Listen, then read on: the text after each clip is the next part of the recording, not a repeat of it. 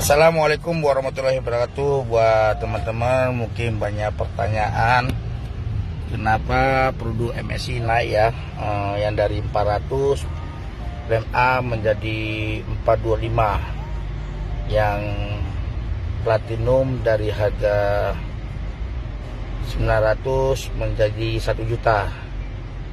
Nah, jadi buat teman-teman, karena MSI ini punya program, punya cita-cita pengen go internasional.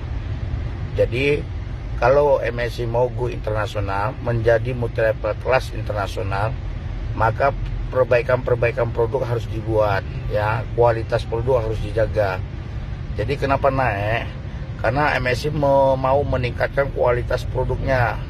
Ya, kualitas produknya, semua produk-produk MSI akan ditingkatkan kualitasnya menjadi yang lebih baik, sehingga